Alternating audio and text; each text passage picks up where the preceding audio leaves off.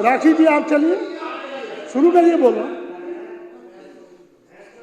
सुश्री राखी बिरला जी आप शुरू कर दीजिए बोलना।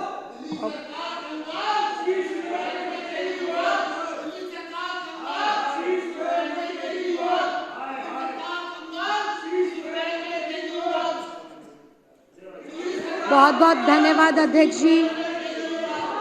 अब जाओ, हो गया, जाओ जाओ, हो गया तुम्हारा पॉलिटिकल बाइट भी हो गया, पॉलिटिकल ड्रामा भी। चलो अब जाओ, अजय महावर जी पहुंचो घर पर, नहीं बाहर जाओ, मुझे बोलना पड़ेगा। एक नेता से दूसरे नेता के घर पर जाओ, टिकटें बचाओ। चलो जाओ जाओ, पहुंचो, चलिए पहुंचो, चलो अब गणेश परिक्रमा करो अपनी टिकटें बचाने के लिए। पहुंचो पहुंचो पहुंचो, हो गई मीडिया बाइट। दिल्ली की सुरक्षा से तुम्हें कुछ लेना देना नहीं है। नहीं, अपने बंदे रखते हैं ऊपर। चलिए करिए। बहुत बहुत धन्यवाद अध्यक्ष जी। ये विषय ना सिर्फ महत्वपूर्ण है बल्कि बहुत ही ज्यादा सेंसिटिव और हर एक व्यक्ति से जुड़ा हुआ विषय है और ये मौलिक अधिकार से भी जुड़ा हुआ विषय है। अध्यक्ष जी, इतने महत्वपूर्ण विषय पर आपने मुझे बोलने का मौका दिया, इसके लिए बहुत बहुत धन्यवाद। मैं अपने वक्तव्य को शुरू करूं उससे पहले मैं ये कहना चाहती हूं कि बर्बाद गुलिस्ता करने को बस एक ही उल्लू काफी था। अब हर शाख पे उल्लू बैठा है, अंजाम गुलिस्ता क्या होगा। आज यही स्थिति खूबसूरत गुलिस्ता देश की और उस गुलिस्ता के अंदर जो सबसे हर दिल अजीज, मनमोहक और सबको अपनी ओर आकर्षित करने वाली दिल्ली है, उसकी हो चुकी है। क्योंकि केंद्र में बैठी हुई सरकार अपनी जिम्मेदारियों से ना सिर्फ भाग रही है बल्कि उन जिम्मेदारियों को विपक्षियों को रोकने के लिए उसका उपयोग कर रही है, या यूं कहें कि दुरुपयोग कर रही है। आज दिल्ली देश की राष्ट्रीय राजधानी, उसके हाल बद से बदतर, यहां पर रहने वाले लोगों के अंदर डर का माहौल, हर वक्त डर के साए में व्यापारी है, छात्र है, छात्राएं हैं, सामान्य घरेलू महिलाएं हैं, आम लोग हैं या फिर हाई क्लास सोसाइटी के लोग हैं, सब लोग एक डर के माहौल में जी रहे हैं। लेकिन ये देश की राजधानी दिल्ली, जो बहुत जिंदा दिल हुआ करती थी, जो बहुत खुशहाल हुआ करती थी, साल 2014 के बाद जैसे इस देश की राजधानी और दिल्ली के ऊपर ग्रहण सा लग गया।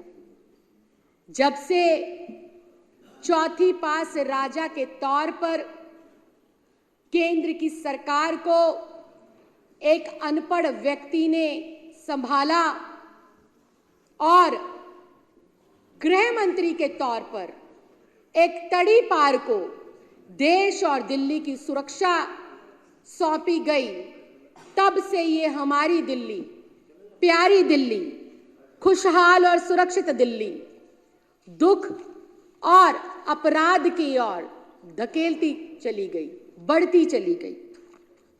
आज दिल्ली के अंदर मनहूसियत छाई हुई है, आज दिल्ली के अंदर डर छाया हुआ है, आज दिल्ली के अंदर खौफ का मंजर बना हुआ है। और सिर्फ दिल्ली ही नहीं, पूरे देश में आप देखेंगे आए दिन कहीं ना कहीं बड़ी बड़ी घटनाओं को अंजाम दिया जा रहा है। दिल्ली की सुरक्षा को और दिल्ली के लोगों के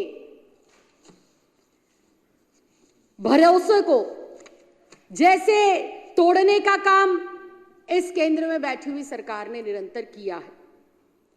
दिल्ली की सुरक्षा को जैसे भगवान के भरोसे छोड़ दिया गया, दिल्ली के लोग सिर्फ और सिर्फ आज मूक दर्शक बनकर डर के साए में अपना जीवन बता रहे हैं। पता नहीं किस चौक पर, किस चौराहे पर, किसी गली में, किस मोहल्ले में कब गैंग वॉर हो जाए, कब लूटपाट की घटना हो जाए, कब स्नैचिंग हो जाए, कब छुरेबाजी चाकूबाजी हो जाए। महिलाओं का अपहरण कर कर, उनका बलात्कार कर कर, उनकी हत्या कर देना तो बहुत ही सामान्य और सहज सी घटना दिल्ली में देखने को मिल रही है, जिसके ऊपर ना ही कोई मजबूत और कड़े कदम उठाए जा रहे हैं और ना ही उनके खिलाफ आवाज बुलंद की जा रही है।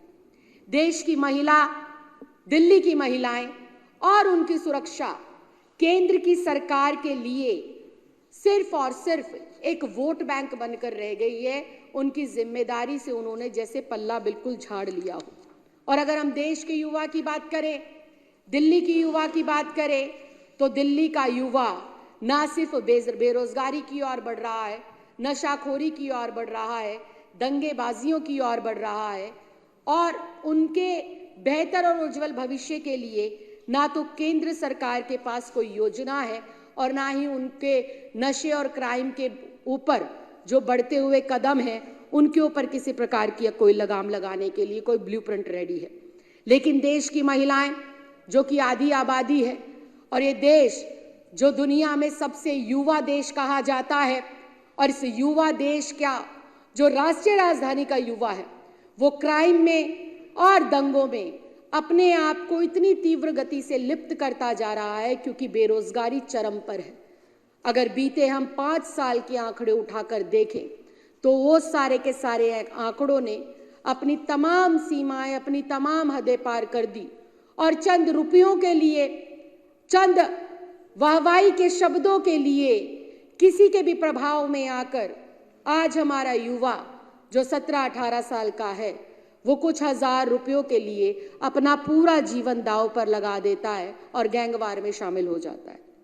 लेकिन उसके उलट केंद्र में बैठी हुई चौथी पास राजा और तड़ीपार की जो जिम्मेदारी है वो सिर्फ इन युवाओं को भड़काकर सांप्रदायिक दंगे करवाना, विपक्ष के खिलाफ बौखलाने वाले कुकर्म करवाना और जो है इन युवाओं को भड़काने के अलावा कुछ और इनके जीवन में उजाला करने के लिए उनके पास कोई योजना नहीं है। अध्यक्ष जी, दिल्ली के अंदर चाहे गरीब व्यक्ति है, चाहे अमीर व्यक्ति है, चाहे महिला है, चाहे पुरुष है, चाहे छात्र छात्राएं हैं या कामकाजी युवा हैं, व्यापारी हैं, रेडी पटरी लगाने वाले लोग हैं, शाम ढलते ही सबके मन के अंदर एक ही डर और एक ही सवाल होता है कि क्या आज शाम को हम अपने घर पर सही सलामत पहुंचेंगे या नहीं पहुंचेंगे, या मेरे साथ कुछ गलत हो गया तो मेरी सुरक्षा या फिर मेरी शिकायत के ऊपर दिल्ली पुलिस कोई कार्रवाई करेगी या नहीं करेगी। आज दिल्ली के घर घर के अंदर, चाहे वो कोठी बंगले वाले लोग हों, 25 गज के मकानों में रहने वाले लोग हों या सामान्य वर्ग के परिवारों के लोग हों, आज घर घर में सिर्फ एक ही चर्चा है कि अब दिल्ली रहने लायक बची नहीं है। दिल्ली की सुरक्षा व्यवस्था पर बट्टा लग चुका है। दिल्ली की सुरक्षा व्यवस्था बिल्कुल जीरो हो चुकी है, खत्म हो चुकी है। दिल्ली के अंदर सेफ्टी और सिक्योरिटी नाम की कोई चीज बची नहीं है। अध्यक्ष जी, अब सवाल ये उठता है कि दिल्ली की सेफ्टी और सिक्योरिटी, दिल्ली की सुरक्षा को सुनिश्चित करने वाले लोग कर क्या रहे हैं। ये प्यारी दिल्ली, ये सुरक्षित दिल्ली, ये जिंदा दिल दिल्ली जो साल 2014 से पहले इस तरह के खुशनुमा माहौल में हुआ करती थी कि रात 12 बजे भी अगर किसी का इंडिया गेट पर जाकर घूमने का और आइसक्रीम खाने का मन करे तो बेधड़क होकर कोई भी पिता अपनी बेटी को, अपने बच्चों को ले जाकर वहां पर घूम सकता था। लेकिन आज माहौल ऐसा है कि कोई भी माँ बाप अपने जवान बेटा बेटी के साथ घर के चौराहे पर भी खड़ा होकर 2 मिनट कोई दुकान पर शॉपिंग भी नहीं कर सकता। इतना खौफ, इतना भय आज दिल्ली वासियों में है। अध्यक्ष जी, अभी 26 नवंबर गया। 26 नवंबर को हम सब लोग संविधान दिवस के रूप में मनाते हैं। हम सब लोग डॉक्टर भीमराव अंबेडकर जी को, बाबा साहब को श्रद्धांजलि अर्पित कर कर गौरवान्वित महसूस करते हैं उस क्षण और उस पल को जब उस महान शख्सियत ने देश का संविधान लिखा और संविधान के मूल भाव के अंदर सुरक्षा हमारा मौलिक अधिकार होगा, इस बात को लिखा। लेकिन उस दिन भारतीय जनता पार्टी और केंद्र में बैठी हुई ये तड़ी पार और चौथी पास राजा की पार्टी ने संविधान दिवस को झुग्गी टूरिज्म के रूप में मनाया। झुग्गी टूरिज्म के तहत इनके हर छोटे बड़े पदाधिकारी नेता तमाम झुग्गी वासियों के घर गए। उस दिन विषय से अलग हो रहा है। नहीं, ये विषय से अलग नहीं, ये विषय से जुड़ेगा, क्योंकि मैं उन झुग्गियों में रहती हूँ, पली हूँ, बड़ी हूँ, आपको बताऊंगी कि क्यों विषय जुड़ेगा। उस दिन झुग्गी टूरिज्म मनाया गया, तमाम नेताओं ने वहां पर झुग्गियों में रात बिताई, लेकिन इन्होंने रात बिताई अपनी राजनीति चमकाने के लिए। झुग्गियों में बिकने वाला खुले में स्मैक, खुले में बिकने वाली दारू, खुले में बिकने वाला सूखा नशा, और अभी वंदना जी का यहाँ जो मर्डर हुआ वो झुग्गी के बच्चे का ही हुआ था। कल मेरे यहाँ पर जिस बेटे पर गोली चली वो भी झुग्गी में रहने वाला था। उन झुग्गी वालों के तुम वोट तो लेते हो, लेकिन उनकी सुरक्षा को सुनिश्चित नहीं करते। ये मुद्दा इस मुद्दे से बिल्कुल जुड़ा हुआ है, चोली दामन की तरह इसका साथ है कि तुम गरीबों को, दलितों को, 25 गज में रहने वालों को, युवाओं को, महिलाओं को, बेटियों को वोट बैंक तो समझते हो, लेकिन जब उनकी सुरक्षा की बात आती है, जब उनके स्वस्थ माहौल की बात आती है, जब उनको अच्छे माहौल में आगे बढ़कर सुखद जीवन देने की बात आती है, तो तुम यहाँ पर आकर राजनीति करते हो, तुम यहाँ पर आकर हिंदू मुस्लिम करते हो, तुम यहाँ पर आकर अपने अपने कामों से पल्ला झाड़ते हो।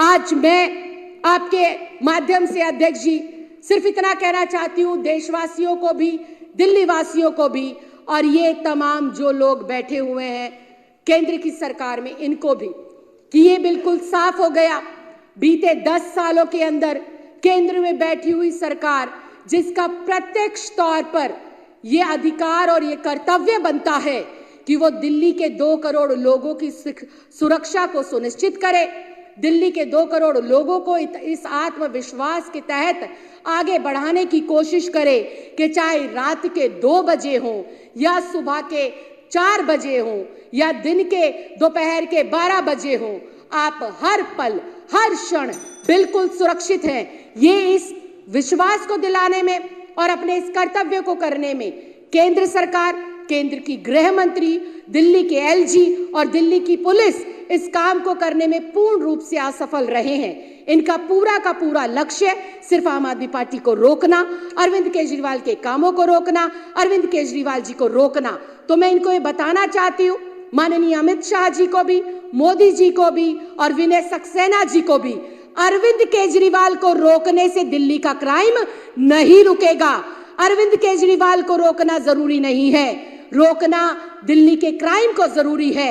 और अगर आपसे दिल्ली पुलिस और दिल्ली का क्राइम नहीं संभलता है और दिल्ली का क्राइम आपसे नहीं रुकता है, तो ये केंद्र की सरकार से मैं गुहार लगाती हूँ, निवेदन करती हूँ, दिल्ली के 2 करोड़ लोगों की तरफ से करबद्ध प्रार्थना करती हूँ कि दिल्ली पुलिस को अरविंद केजरीवाल जी को सौंप दे, दिल्ली सरकार को सौंप दे, क्योंकि केंद्रीय गृह मंत्री और प्रधानमंत्री जी दिल्ली को सुरक्षा देने में पूर्ण रूप से नाकाम हो गए हैं, असफल हो गए हैं।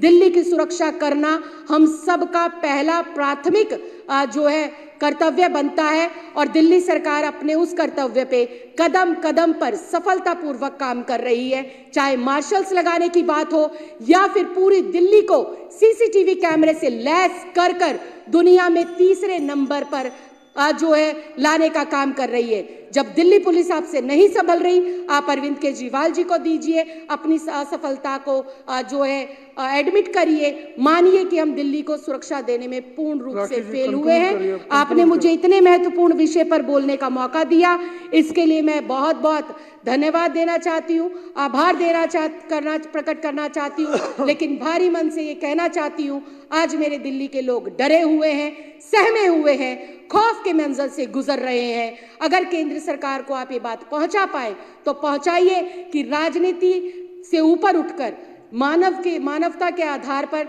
दिल्ली के बच्चों को, महिलाओं को, बहनों को, बेटियों को सुरक्षा मुहैया कराइए, नहीं तो ये दिल्ली पुलिस अरविंद केजरीवाल और दिल्ली सरकार को सौंप दीजिए। बहुत बहुत धन्यवाद, बहुत बहुत आभार। जय हिंद, जय भारत।